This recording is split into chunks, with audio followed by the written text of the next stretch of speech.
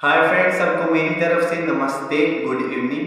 तो आज का वीडियो मैं आपके लिए बहुत इंटरेस्टिंग लेके आया हूँ क्योंकि ये वीडियो हमारी डे टू डे लाइफ से जुड़ा हुआ है। तो बिना टाइम वेस्ट किए जल्दी से शुरू करते हैं वीडियो को।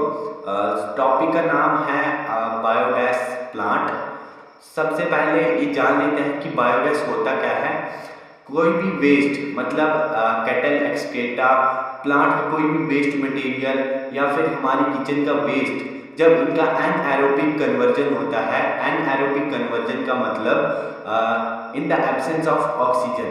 In the absence of oxygen का मतलब ऑक्सीजन की गैर मौजूदगी में जब इनका सबका कन्वर्जन होता है, उसकी उससे उस कन्वर्जन से जो गैस प्रोड्यूस होता है उसी को हम बायोगैस कहते हैं। तो अब बायोगैस कैसे प्रोड्यूस होता है, क्या इसका प्रोसेस रहता है, वो मैं आपको एक मॉडल के थ्रू बताऊंगा। जल्दी से बिना टाइम वेस्ट किए चलते हैं और उस मॉडल के थ्रू हम हर बायोगैस से जुड़ी हर छोटी से छोटी चीज़ को डिस्कस करते हैं और जान लेते हैं कि बायोगैस आखिर बनता कैसे है। तो ये है हमारे बायोगैस प्लांट का मॉडल।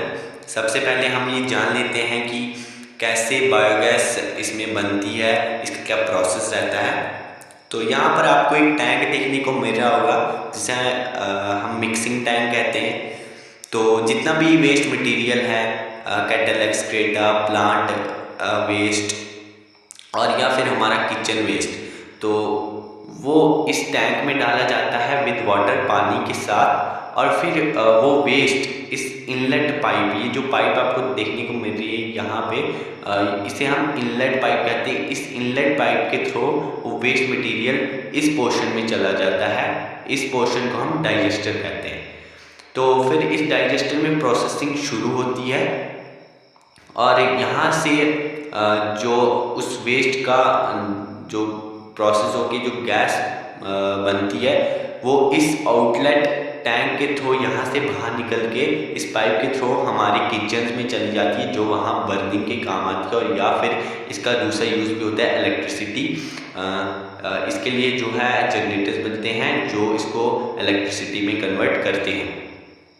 फिर यहाँ पे जो मटेरियल बचता है, जो वहाँ से वेस्ट मटेरियल आता है और यहाँ पे जो गैस बन के जो निकल जाती है, पर जो मटेरियल यहाँ पे बचता है जिसे हम स्लेयर भी कहते हैं, वो यहाँ से इस आउटलेट पाइप के थ्रू निकल के बाहर आउटलेट में चला जाता है और यहाँ पे इसकी मैन्योर बनती है, जो कि हम अपने खेतों और अपनी फसलों में यूज़ करते हैं, जो कि बहुत अच्छी भी मानी जाती है।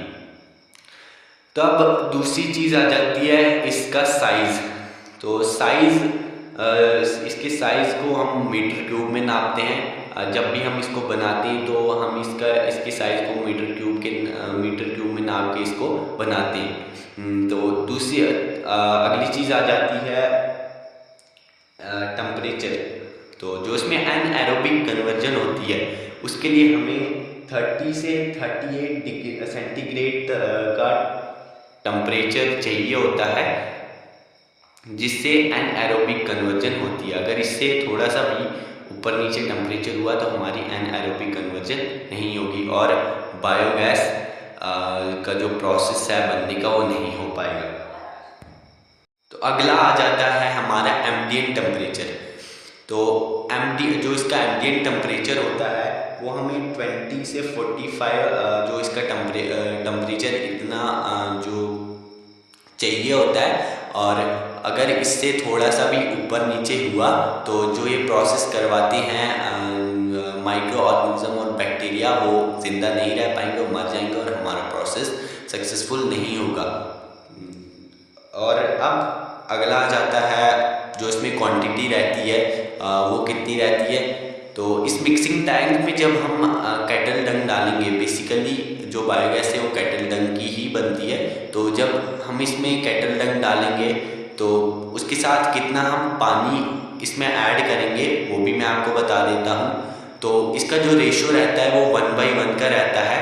अगर हम 1 kg काऊ डंग डाल रहे हैं तो हमें 1 लीटर पानी डालना पड़ेगा।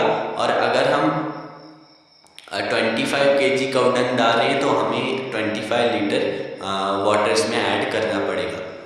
तो यही थी आज की हमारी वीडियो बायोगैस प्लांट के बारे में। सबसे पहले मैंने आपको बताया कि बायोगैस होता क्या है, फिर मैंने आपको बताया कि प्रोड्यूस कैसे होती है, इसके साथ जुड़ी हर छोटी छोटी चीज़ मैंने आपके साथ डिस्कस की।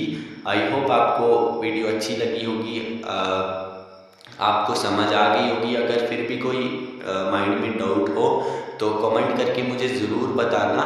जल्दी मिलेंगे अगली वीडियो में, तब तक के लिए वीडियो को लाइक कर देना और चैनल को सब्सक्राइब कर देना।